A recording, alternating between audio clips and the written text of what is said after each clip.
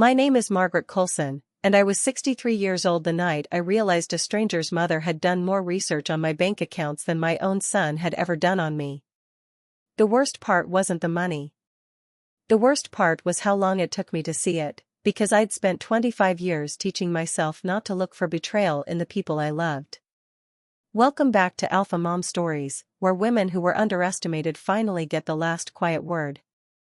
If you've ever loved someone with everything you had and then watched someone else try to price it, stay with me. Drop a comment and be sure to subscribe, because you're going to want to see how this one lands. I spent 31 years at Meridian Trust Credit Union, the last 14 of them as Vice President of Compliance and Operations. People imagine that job is boring. It isn't. It's the job where you learn to read what a document is actually saying underneath what it claims to say. Every loan application, every trust filing, every disclosure form, they all have a surface story and a real one, and my whole career was spent finding the seam between the two. I tell you that first because it matters for everything that comes after. My husband Walter and I couldn't have children. We tried for 6 years, the quiet kind of trying that wears a marriage down to its studs before it either breaks or holds.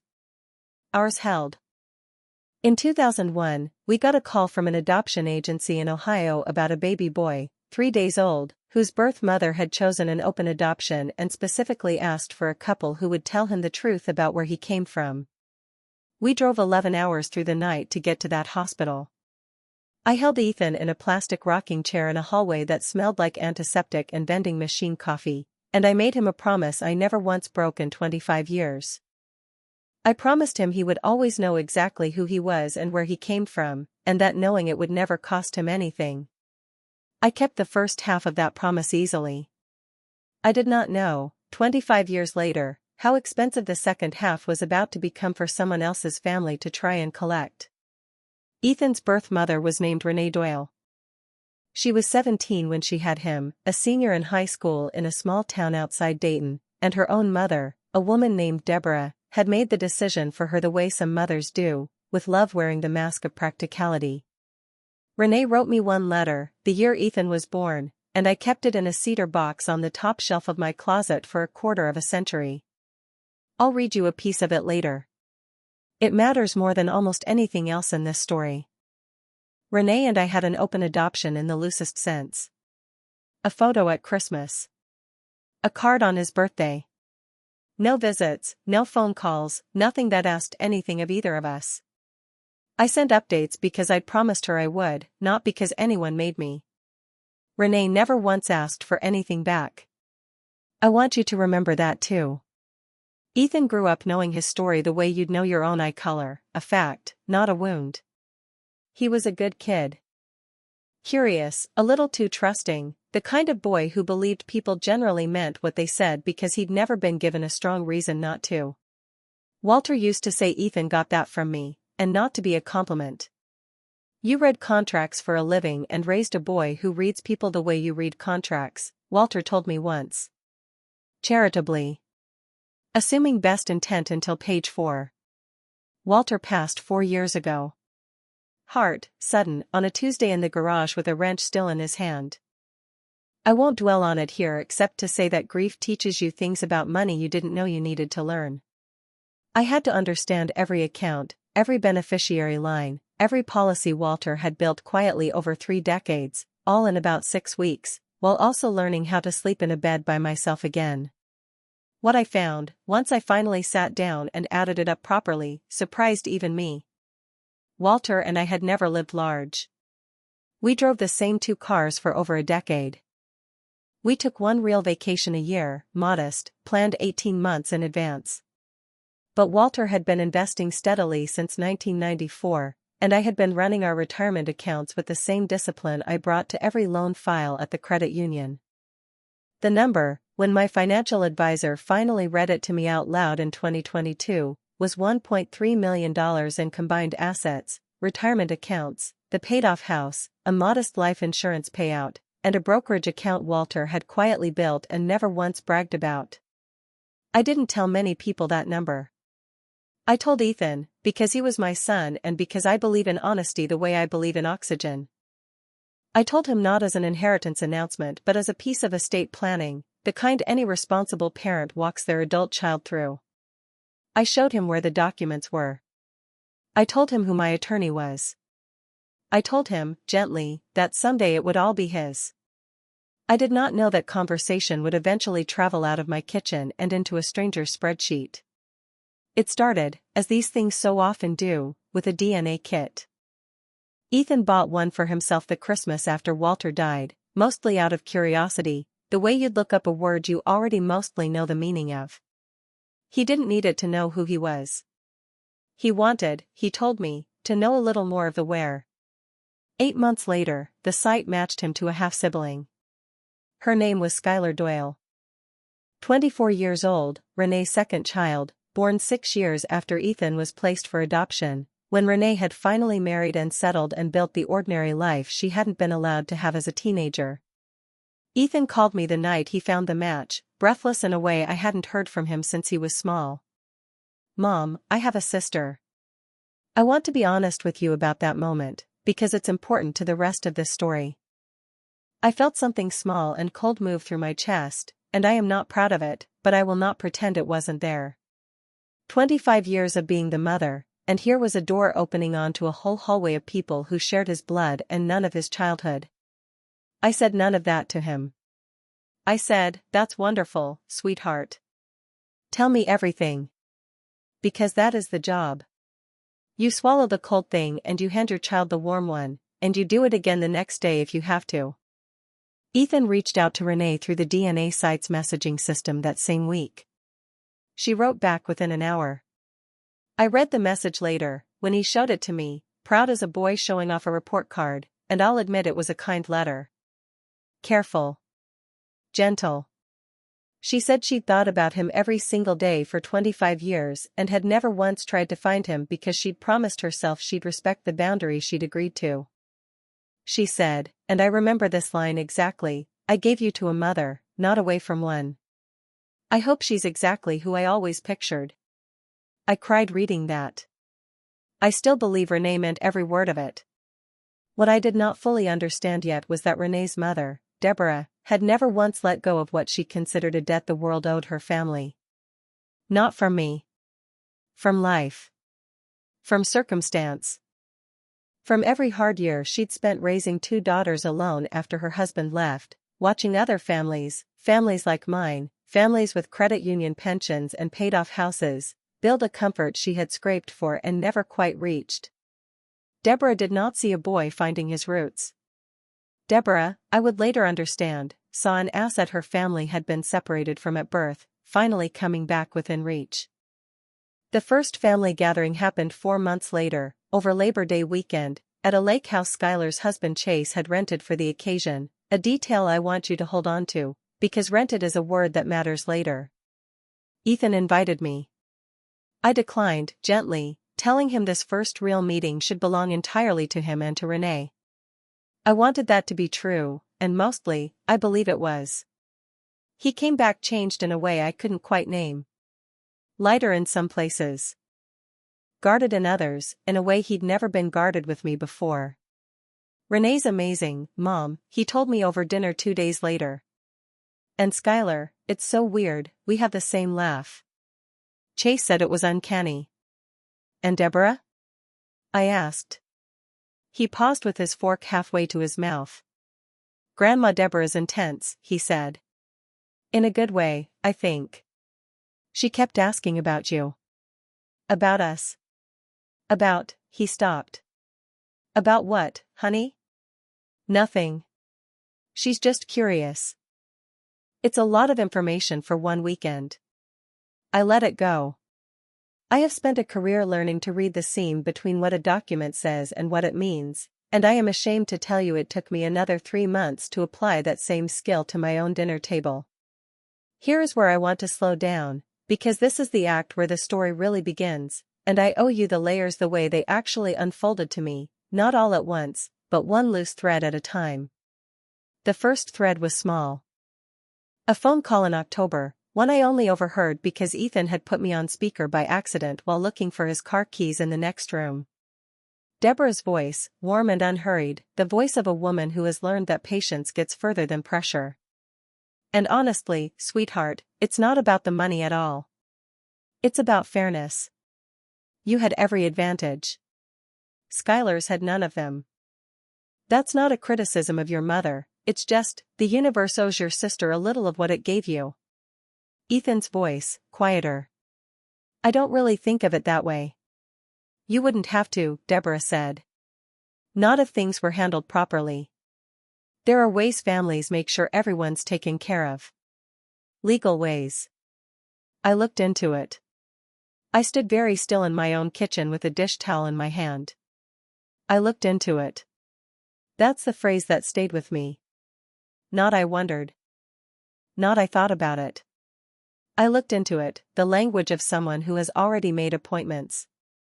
The second thread came a week later, and this one I found myself, the way I find most things, by accident, doing something ordinary.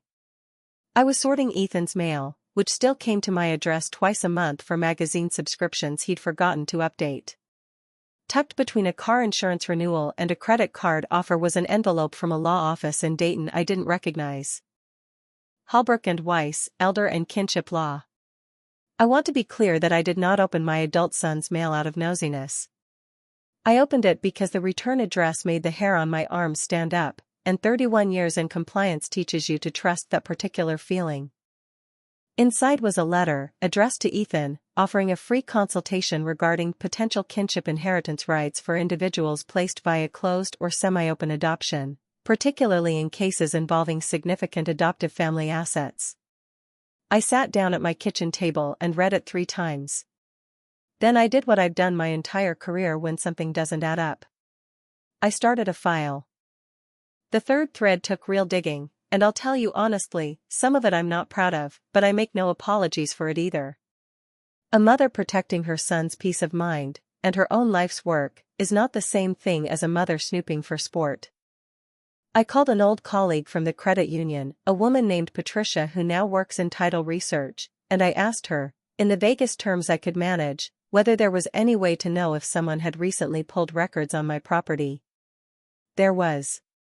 Someone had requested a copy of my deed and a rough valuation of my home 3 weeks after that Labor Day lake gathering. The request had been filed under the name Deborah Doyle. I sat with that fact for a long time before I told anyone. The fourth thread arrived on its own, the way the ugliest ones always seem to. Ethan mentioned, almost in passing over Sunday dinner, that Chase's business, a small equipment rental company he'd started 2 years earlier, had filed for Chapter 11 that spring. It's rough, Ethan said. Skylar's been so stressed. They're behind on the lake house payments even, and that's not even their real house. I asked, carefully, what he meant by even that's not their real house. Oh, they don't own the lake house, he said. They rented it for the weekend to make a good first impression, I guess. Skylar told me later. She was embarrassed about it, actually. Said her mom insisted. Her mom insisted. I want you to sit with that phrase the way I did. A woman drowning in debt, renting a lake house she couldn't afford, at her own mother's insistence, to make the best possible first impression on a half-brother worth over $1 million. If you've ever felt the ground shift under a family gathering and told yourself you were imagining it, I need you to type "I felt that shift too" in the comments below, because I am about to show you exactly what was underneath mine. The fifth thread, the one that finally made the whole shape visible, came from Skylar herself, though she never knew she'd handed it to me. Ethan showed me her Instagram one evening, proud the way siblings are proud of each other's small lives. I scrolled past vacation photos and a dog and a wedding anniversary post, and then I stopped on one from 6 weeks earlier. A photo of Skylar and Chase toasting champagne glasses, captioned, 2026 is going to change everything for this family. Big things coming. Finally some fairness in this world. Clinking glasses sparkles. Posted the same week as the letter from Holbrook and Weiss. The same month as the title request on my house. I closed the app and sat with my tea going cold in front of me, and I let myself feel it fully, the anger, yes, but underneath the anger, something sadder. A woman I had never met had spent the better part of a year quietly constructing a claim on a life she had never once helped build, using a boy's rediscovered family as the doorway in. And my son, sweet, trusting Ethan, who had never once had a reason to read the seam beneath a document because I had spent his whole childhood making sure he never needed that skill, was walking straight through that doorway without a single alarm going off in his head.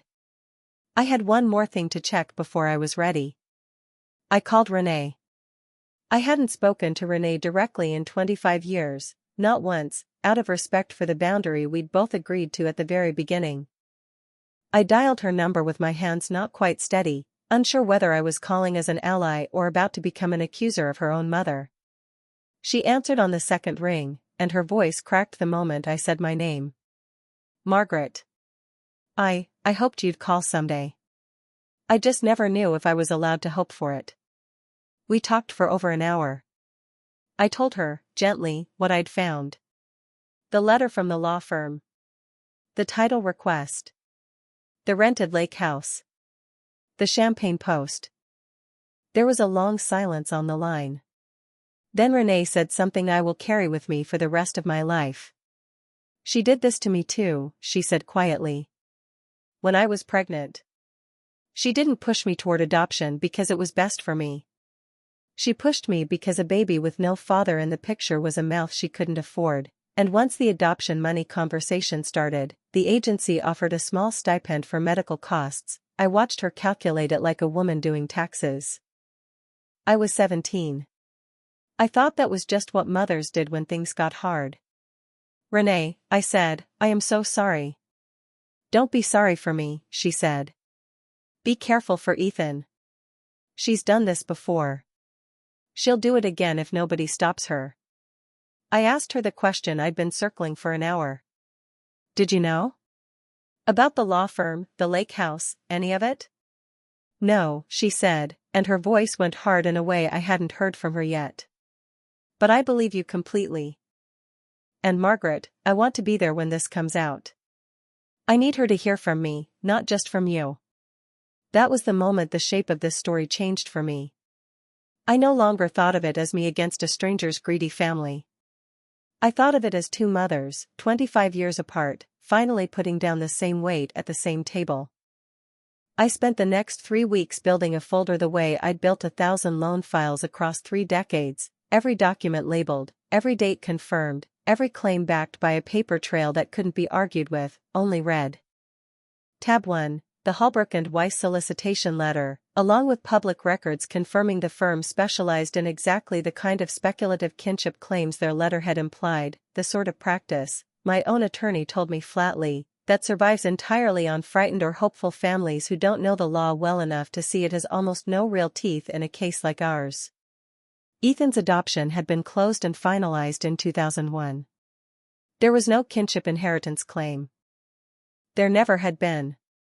It was a letter designed to sound like leverage to someone who'd never read an estate document in her life. Tab 2, the title request on my home, dated and confirmed under Deborah's name, filed 3 weeks after the Labor Day gathering, proof that the Getting to Know You weekend had a second purpose running quietly underneath the first. Tab 3, the Chapter 11 filing for Chase's business, the rented lake house receipt Skylar had unknowingly described to Ethan, and the champagne post with its timestamp. Read together, they told one plain story. A family under real financial pressure had found what looked like a way out, and they'd built a plan around a boy they'd only just met, dressed up as love. Tab 4, the one I was proudest of, and the gentlest, Renee's original letter from 2001, the one that had lived in my cedar box for 25 years. I'll share the part that mattered most, because I think it matters to you too. I don't want him to ever feel he owes anyone a debt for existing. Not you, not me, not anyone who comes looking for him later wanting a piece of what he becomes. Please, if anyone ever tries to make him feel that way, remind him what I wanted for him from the very first day. I wanted him loved without conditions. That's the only inheritance that ever mattered to me. I read that line probably 40 times while I built that folder. Renee had written it when Ethan was 3 days old, 25 years before her own mother would try to build a legal claim against the very love she'd wished for him. I called my attorney, a sharp, unhurried man named Franklin Reyes I'd trusted since Walter's estate. I asked him to confirm formally, in writing, that no legitimate kinship claim existed and never had. I asked him to help me set up an irrevocable trust for Ethan, not to punish anyone, but to make sure that whatever happened at that table, the plan for his future would be locked, transparent, and entirely outside anyone's reach to negotiate over a dinner plate. You could just quietly cut off contact, Franklin told me. Send the notice, protect the assets, never see this Deborah woman again. Simplest path. No, I said. They planned to do this with an audience. A family gathering, soft words, my son cornered into feeling like refusing would make him the ungrateful one. So it's going to come out the same way. In front of everyone. Calmly. I invited them all to my house for a Sunday dinner in late October. I told Ethan it was time I finally met his new family properly. I did not tell him what I was bringing with me. Sunday arrived cold and clear, the kind of October afternoon Walter used to call good bones weather. I set the table the way I always did for company, my grandmother's china, the good tablecloth, a pot roast that had been in the oven since noon filling the house with the smell of thyme and browned butter. Renee arrived first, alone, and hugged me at the door for a long moment before either of us said a word. "Thank you for calling me," she whispered. "Thank you for trusting me," I said back. Deborah arrived next, in a cream-colored coat, warm and gracious in exactly the way I'd expected from the phone call I'd overheard months before. She complimented my house. She complimented my china. She asked, within the first 10 minutes, how long I'd lived here and whether I'd ever considered downsizing, now that it's just you. I smiled and poured her wine and said nothing at all. Skylar and Chase came last, 20 minutes late, Chase's tie slightly crooked in the way of a man who'd borrowed the tie for the occasion. Skylar hugged Ethan tight and called him big brother with real warmth in her voice, and I want to be fair here, I do not believe Skylar was the architect of what was coming. I believe she was a frightened young woman standing downstream of a debt and a mother who had taught her, over 24 years, exactly how family and finances could be quietly braided together. We ate. We talked. It was, for the first hour, a genuinely pleasant dinner, and some small part of me almost let myself hope I'd misread everything. Then, over dessert, Deborah set down her fork with the particular care of a woman about to deliver a rehearsed line. "Margaret," she said warmly, "I hope you don't mind me raising something the family's been discussing. We've all gotten so close this year, and it feels important that we're honest with each other about the future. Fairness matters in families. Real fairness." Ethan glanced at me, a little uncertain, a little hopeful that whatever was coming would go smoothly. "What kind of fairness, Deborah?" I asked, my voice perfectly level. She reached into her handbag and produced a folder of her own, thinner than mine, but I recognized the letterhead the moment she slid it across the table. Hallbrook and Weiss. "We consulted with a lawyer," she said, still smiling, still gentle. "Just to understand Ethan's rights. He's biological family to all of us, and biological family has always mattered under the law more than people realize, especially in cases like this. We're not asking for anything unreasonable. Just a conversation about what's fair, going forward. Given everything you've built. Given everything you've built." Chase cleared his throat and added, a little too eagerly, "It's really about setting Ethan and Skylar up as equals, that's all. Since they're basically the same as any two siblings would be." I let the silence sit for exactly as long as it needed to. Then I reached down and set my own folder on the table, next to hers. "I'm so glad you brought this up, Deborah," I said calmly. "Because I've done a bit of research of my own." I opened tab 1 first. "Hallbrook and Weiss," I said, "is a firm my attorney is quite familiar with. They specialize in sending letters exactly like the one that arrived at my son's address in September, letters designed to sound like legal leverage to people who've never read an adoption decree. Ethan's adoption was closed and finalized in 2001. There is no kinship inheritance claim under Ohio law in a case like his. There never has been. What this firm sells isn't legal standing. It's the appearance of legal standing, to families desperate enough to pay for the letterhead. Deborah's smile thinned but held. That's not, we were simply exploring options. You were, I agreed. Which is my second point. I opened tab 2. 3 weeks after we all met at that lovely lake house, a title request was filed on my home.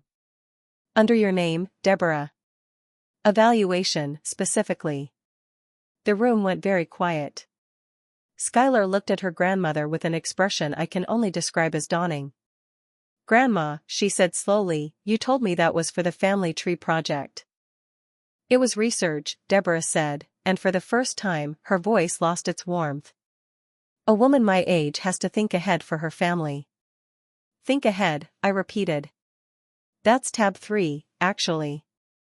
I laid out the Chapter 11 filing, the lake house receipt, the champagne photograph with its timestamp, side by side, the way you'd lay out evidence for someone trained to look away from patterns until they're forced to see them.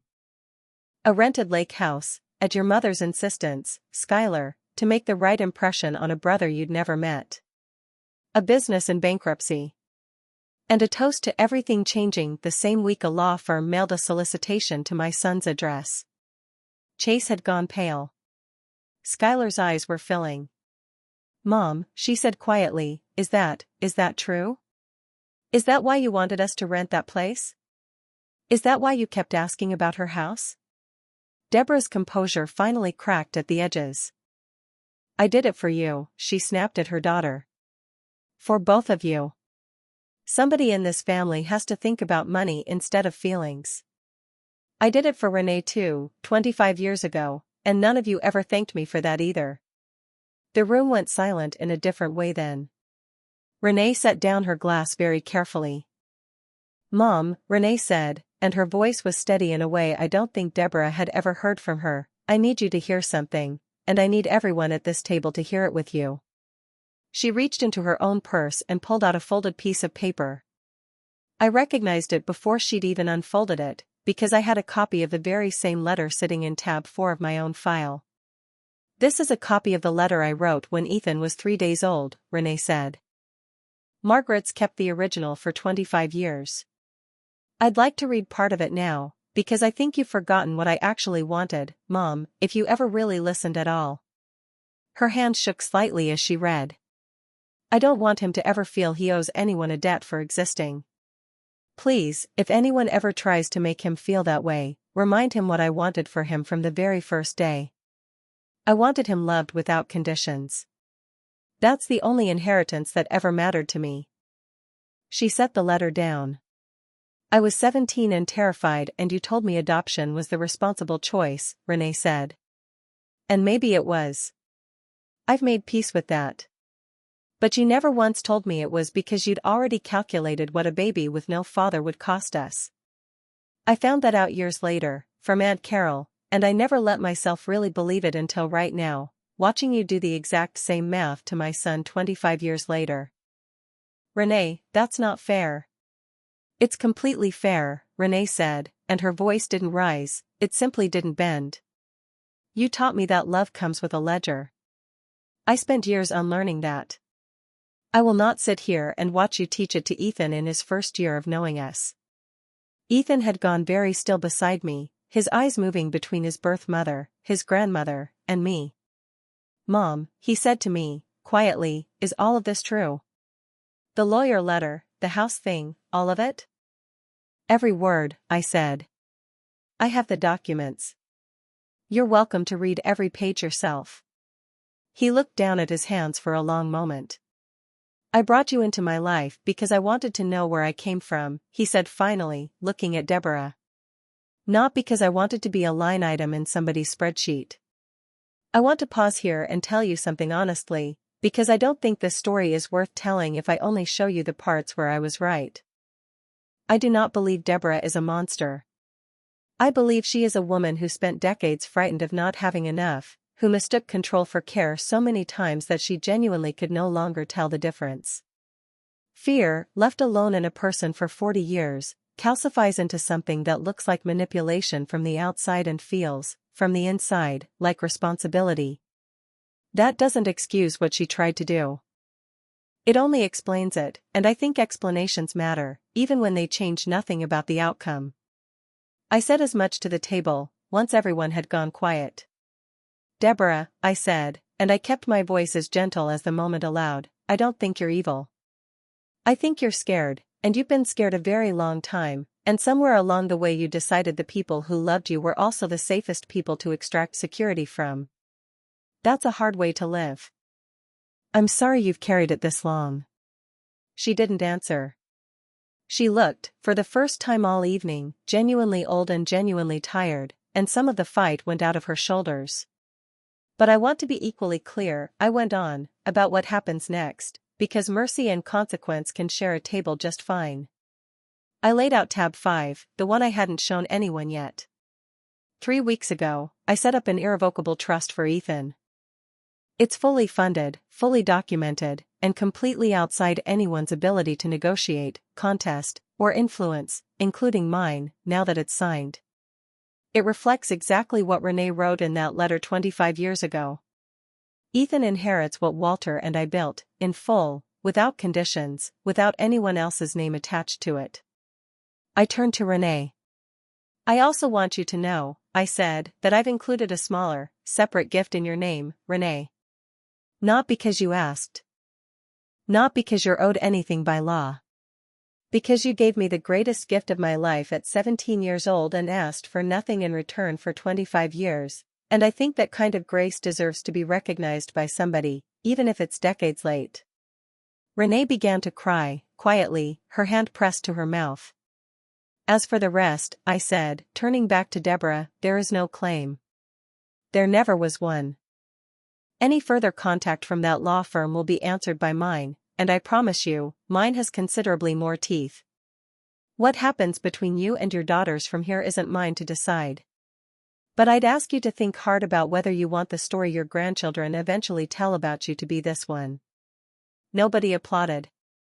Nobody cheered the way it might happen in a movie. Real endings are quieter than that. Chase excused himself early, mumbling something about work in the morning, and I understood that to mean he'd already begun calculating what came next without the windfall he'd been counting on to cover his debts.